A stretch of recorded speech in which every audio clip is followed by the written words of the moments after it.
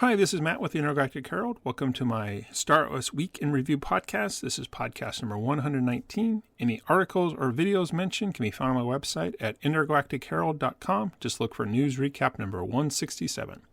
So just a quick summary of things to go over this week from the past week.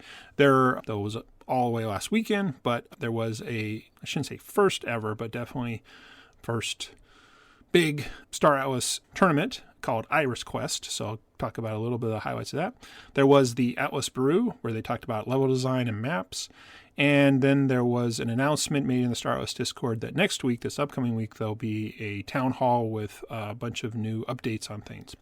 But before I get into content, just wanted to go over some of the things I'm working on in Star Atlas. First, again, I wanted to always mention you can check out my website, intergalacticherald.com. It's a great resource website for many things about Star Atlas. Obviously, you can find this podcast, my weekly news recap. I do have a beginner's guide, directories of many other Star Atlas things from content creators to builders and the guilds. But I am working on 3 new things that you can find on the website. The first is actually an enhancement to my podcast. So instead of just the analysis here, I do have what I'm calling a recap podcast that uses AI to summarize the public community events that the Star Atlas community team puts on. So like the Atlas Brew, Lore Keepers, Economic Forum. Basically what I'm doing is I'm using AI to both summarize those typically 1-hour meetings and then do a text-to-speech AI. I'm still trying to figure out exactly which voice to use for that, but those will come, I think they're ranging around between 5 to 8 minute type of summaries. The written text is also available on the website, so if you want to read it instead of listen to it, those are available. Also, I've now started an esports section on my website based on the tournament that occurred this last week, working with those people that are producing the tournaments or leagues, getting some approval to copy their text and images. So I hope to start having some both history, tournament occurred, what were the rules, who won, things like that. And then if there's a future one coming up, help to add some of that information there so that there's another place where you can maybe go and find a summary of everything. And then also, I'm going to enhance the beginner's guide with the latest UE5 patch that are now seem to be coming out regularly. So I wanted to start adding that into my beginner's guide. So we're just going to call it the preseason content. So the first update I'm going to do is just basically what's available in those. Not really videos, partly because the way that they're updating the game more frequently, videos become outdated quite quickly, so I was going to actually just do kind of some screen captures, which are a lot easier to swap in and out if there's any visual changes in the game. Look forward to putting that in the beginner's guide in the next few weeks. Lastly, just 2 other projects I'm working on. One is my Star Atlas merch store at Intergalactic Gear, open for business, just having a few products, mugs, and I'm trying to build out some wall art. So if you go to intergalacticgear.com, you can take a look at there. Also do have a merch survey, so I'd love to get any feedback on merch you'd like to see there. And then lastly, I am trying to work to build a Star Atlas community. This is more focused on just gamers, people who are not interested in joining a guild, but yet nevertheless want to hang out with some people. So if you go to intergalacticcoalition.com, there is an interest survey there. So go ahead and get into the main part, which is the content that occurred this last week, and it may be the main part, but there wasn't a lot. So the biggest, actually, were 2 events. One was, last Sunday. Actually, I'm forgetting who. But again, that's part of why I'm putting on my website. I'll know more. But there was a Star Atlas tournament. This was a gunplay tournament in one of the new maps, and it was multiple teams, I think. And again, I'll have more information on my website once I remember or figure it all out. I think there was like about 10 teams, and they had some sort of initial rounds, and then they had a, bracket of play against, you win, you go on, and then there was a finals. Again, I'm trying to put some of that information on my website. Iris Quest does have a Discord, so you can check that out if you want. Falcor did a highlights video where he took some of the streaming content and put some highlights. That's actually in my weekly news recap you can look at. Again, news recap number 167. And I'll get a little more into it when I just talk about esports in general, but again, that was one of the biggest new things. The Atlas Brew did appear. It did happen this last week on Wednesday. This one was talking about level design and maps, and they had one of the level designers come on and talk about how the gunplay maps, particularly the one they were using in the tournament, how it was developed. So that was actually a great insight. If you just want the overview, again, I do have the new recap audio and text. You can find that on my website, or if you're already subscribed to this podcast feed, you'll have already received that one a couple days before. I'm still trying to figure out how to time to publish those, but still working out how to get it all done. There's a lot of AI parts involved. Anyways, and then did get announced on the official, on the town hall, There was an official announcement on the Star Atlas Discord of this upcoming week that instead of the Atlas Brew, they're going to actually have a town hall, and they were going to go over some new updates. They said they'll talk about the new C4 updates, a little bit about the free-to-play HoloSim, and I want to say there was a third bullet point. But again, better to just go to the town hall or listen to the video. I guess I could try to do a recap. Yeah, maybe I'll do that. Anyways, should be a lot of ways. But again, I think they jokingly called it an announcement of announcements. Again, we'll see how that town hall goes. It does seem to be following their typical cadence of something in December and then something in the middle of the year. That's good. Definitely interested in hearing some more updates, but hard to and not worth speculating about what may or may not be announced. Though I do get the feeling that nothing will be released, more of just updates, which again is totally great. Anyway, that's pretty much it this past week. Moving on to the other two segments, my thinking of the State of Star Atlas and my journey.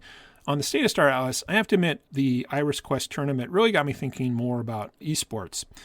And I think I may have alluded to in my last podcast that I've not been against esports. It's more been a personal thing, which was if I wasn't playing the game, it was really hard to watch. And again, not to use the analogy of other sports, but I may not be a football player, but everybody played or touch football, and not everybody, sorry. I as a typical male in grade school, of course, we played the sports on recess. So, you played baseball, you play basketball, you play things how I was, even if I was more of a geek too. You still, I don't know, just play. But anyways, about esports, again, if the game wasn't something I was interested in, it'd be really hard to watch because I have no understanding of that. So that was predominantly the reason I haven't really been into esports traditionally, but I was really excited to give it a shot. So I did watch some of the live parts of it. In fact, I had a great conversation with my, let's say teenage son, but he's not a teenager anymore, so we'll call young adult son, 20-year-old. Yeah, there we go. Call him a 20-year-old son.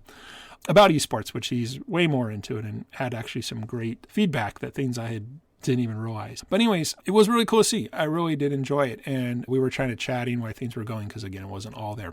And I don't want to fault the tournament people, the announcer, any of that. I think it was great that it was there. I just found it hard to watch. And I want to break that down into two things. One, it was physically hard to watch, but I think that's some personal condition, and I forgot about this because I haven't played many shooters. I'm much more of a real-time strategy, but I have played shooters in the past, and I would get nauseous, and I know that is not uncommon. Some people get it, and so I've had to, in the past on shooters, not do full screen, do some other tricks like that. So I think it was literally just watching it getting queasy. But again, that's no one's fault. That's just my physiology. And my son was actually commenting on this, and when he mentioned it, it started making sense. It was hard to follow the action, and I mean that in the way that, like he was describing it, some other games have titles that float above their head. So again, they were just all red characters or blue characters, really hard to even know who was who. So there was probably that. And it was just hard to follow what was going on. Now this and again, my son was kind of explaining that there was only one single camera angle, which again, sounds like that's just how the game is. There's really no other option. So it was this or nothing. But it definitely made me feel like more cameras and, again, do the kind of queasiness. I was also like, I just wanted the static camera. And I was using the example of a basketball game or American football games where you have a camera kind of at the center court or 50-yard line, and then it can pan left and right. So you can, quote unquote, center yourself on that. And I actually wanted to spend a little more time looking at that map because when we were listening to the Atlas Brew, I thought the wave designer said there was a camera mounts or something. They may have already been designing the levels with the idea of a camera. That got me intrigued to check it out myself.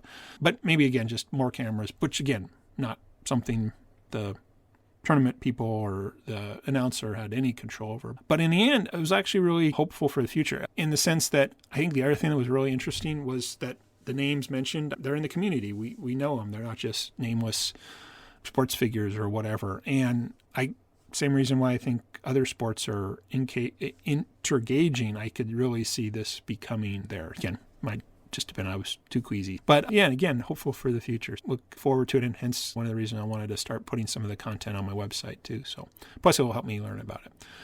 And then on Monday, which was United States Memorial Day, I think I told I was going to finally try to spend some time. I took the day off of work and finally play the latest UE5 version / the showroom. And I was actually able to play it for about 2 hours. And I'll use play in quotes because really all I did was explore everything that you could look at and go into. And so I'll go over some of that there. But this was, again, another reason why I thought I should share this stuff with everyone on my beginner's guide so that you know what you can actually do. Just wanted to quickly go through and give some thoughts on the different features that I found. Number one, of course, was the hosting. Yeah, definitely very cool. Glad it's there. Great that it has the different options between public and private and invitations and different places you can go. Different things you can look at in the hosting. So you can, again, share multiplayer, not just you can do the gunplay, you can do the races, but just even some of the other things. So definitely glad, and I've been saying that I think this option of dedicated servers where it's not just hosted on one person's computer for technical reasons is very cool and definitely something I'm glad to see, and hopefully this is there forever. The other one I looked at was Fleet Command, and I have seen screen captures and other content creators show it before, and so I was like, yeah, this is really showing the potential. But when I got into myself, I was like, okay, and you zoom around, it seems like the commands are there, but I don't think they're there because there's no blockchain integration yet. So it looked really cool that there's the potential and you can quote unquote see the blockchain, but that was it. I just didn't know what else to do other than, yeah, okay. So again, good development, but yeah, we'll see. The training area I think was the biggest one because again it had everything. So it had the different shooter maps, had the different racing maps, went around a few of those racing. Obviously the showroom was there, spent a little time in there, having my ships come in, taking a look at them. It was interesting that some of them have moved further along, at least on the exterior, couldn't walk in them, but a couple of mine you could. Smaller ships were flyable, so I was able to fly around, and I think I remember last time I was in there was a boundary, but it looks like that's been taken away, physical boundary around. So again, just definitely showing the development and all that. But I like the idea that all those areas exist. And then the last place I checked out was what I think they call Project Gallia. I think it was just listed as Gallia, but this was the one where you should be able to move from planet to planet. I had to guess which was the subwarp command, but apparently I finally guessed right or something. It's the letter B. So I was able to subwarp between one planet, forget where you start, but it doesn't matter. And then subwarp to another planet, trying to figure out that mechanic. Got to the planet, wasn't sure how I was going to crash into it, but apparently it slows down automatically. And then got to the planet and trying to land, forgot what the landing gear command was. And then got out of the ship and walked around a planet, which of course was empty, but I wasn't expecting anything in there. Because again, this is more of a show that you can go from point to point. So I have to admit, and again, this might be biased because I got interested in Star Atlas because it was a space sci-fi game, space exploration, things like that,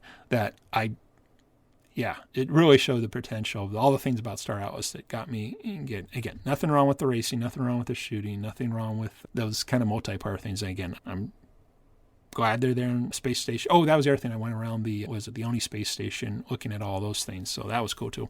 But definitely the ability to move between planets was really impressive, even if there was nothing when I got there. But it does show the potential. And again, I could imagine, hoping I can imagine that again, here's a planet you can, I guess I'm using a little bit of the example of Minecraft for people who have played that. You discover a world and you don't know what's there, and you start exploring it, and then you could build stuff and do stuff. And that to me that's the exploration part. That's not territorial, but ownership. You can put your claim stake. I think claim stakes is how it works. We'll put those down and then we can build around them, harvest stuff, have space stations, things like that. So yeah, there wasn't much to do. I don't think I'll come back into it anytime soon unless I know, there's an idea. What can you see? Somebody probably has explored things. Huh. That's it. I'm going to write that down somewhere. But anyways, sorry, I got totally distracted with that idea. Like, where can you go? Or where's the map? Or Yeah, I don't have a Post-it note. I'll try to remember that. Anyways, so great. We show the thing. So to summarize, at least the latest version, it was good to look through it. Glad I finally made that effort, finally put my video card to use, but I'm not sure why I'm going to go back in again. And that feels a little harsh, but again, there was no replay. And again, it could be from my perspective as liking single player campaigns, but again, Fleet Command, there was potential, but there was nothing there. Training, that makes sense, and I think could definitely appeal to other people who wants to try out the racing, try out the shooting, but again, there's got to be a reason to come back. And again, just playing with your friends is a reason enough. Showroom's still cool because you can look at your ships, but I guess you can fly them. No, I guess you can't fly them around yet. You have to fly. No, I'm sorry. In the Gallia, you can span your own ships, I think, because I don't think my ship was there. Yeah, so anyway, so Showroom was great for looking, maybe something like the Gallia, Project Gallia is where you can finally really use them. But there's, again, just not, you're exploring just for the sake of exploring, not that anything's permanent yet. Awesome technical level of forward progress in developing the concepts, but the engagement is still to be determined. And again, they never promised that it was done. This is just, again, moving forward. Again, much like and I didn't even explore it because I didn't remember what the keystrokes were, like the new mining part. So again, you definitely see that. And I go back to actually last year when they did the demo with the mission that sure looks like you could tell where they quote unquote filmed some of that parts of it, where you would zoom between planets to do something. It's definitely the building blocks are there. Yeah, glad I finally did it. Glad to see everything. Want to do some documentation to help other people figure out some of this stuff. I just wish I could say, yeah, I'm looking forward to checking X out, and I don't know what X is. So there's that.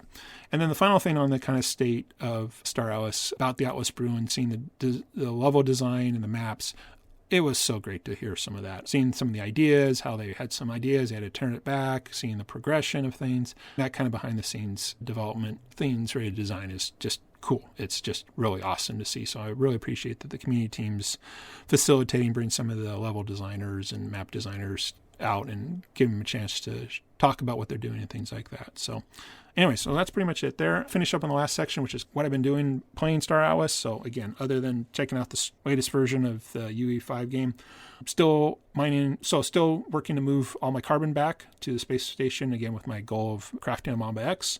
Ran out of fuel, so I did a whole bunch of mining of hydrogen. Interesting, since I'm also mining diamond simultaneously, but now I realize hardness does matter. Definitely can mine hydrogen faster, I assume, because the hardness is lower, so got a lot of that. Did some crafting, got that fleet back to transport, and it's now moving the carbon back. Finally got under 10 million, and this is, actually I wrote this up a couple days ago. I'm actually down to 7 million, so end is in sight to finally get that first resource done. My diamond mining with, again, my new strategy, which is mine all the stuff at the furthest away things that are potentially in the combat zones. My little miner guy is out doing his thing. Definitely moving forward, and I have to admit at this point, a sense of accomplishment is growing. Partly finishing something, working on to the next step, see some progression going. Really liking that the local markets exist when they do have resources, because the miner, I haven't had to take any fuel or food out there or buy at the local market. Yeah, it's all there. Definitely would be glad, hopefully, crossing my fingers, that this week the carbon gets done, and then I can work on getting that diamond thing done. I think I'll actually send the fleet out and help do on the mining. Figured 2 mining at the same time is going to get done faster, and then move that miner back to the next one, and then work with my fleet to ferry all that back. Given the volume, and even though the distance is larger, it feels it should be able to move it in a realistic time frame type of thing. So anyways, that's kind of what I'm doing there. So that's pretty much it. Thanks for listening. Again, just wrapping it up with, again, totally open if anybody wants to be a guest on the podcast. Love to chat about the week in review, talk to content creators or builders about what they're working on. Of course, obviously, always I would be happy to talk to any team members that might be interested to talk about any topics that might be more interesting to beginners. Don't need any alpha or future looking. Just, hey, what's Star Atlas? What are you working on? Things like that. And again, do check out my website, intergalactichero.com. Many resources related to Star Atlas, guide, guilds, directories, recaps, podcasts, things like that. Also, do have my merch store at Intergalactic Gear, open for business, mugs, a few wall art, love to fill out a merch survey. And again, if you're a Stardust gamer, not interested in joining a guild, but do want to get together with other Stardust gamers in a different environment than Discord, please check out Intergalactic Coalition. Have a survey there you can fill out. Once we get enough people, I'll start working to build that community. Other than that, thanks for listening. This is Matt with the Intergalactic Herald. Hope you have a great week ahead.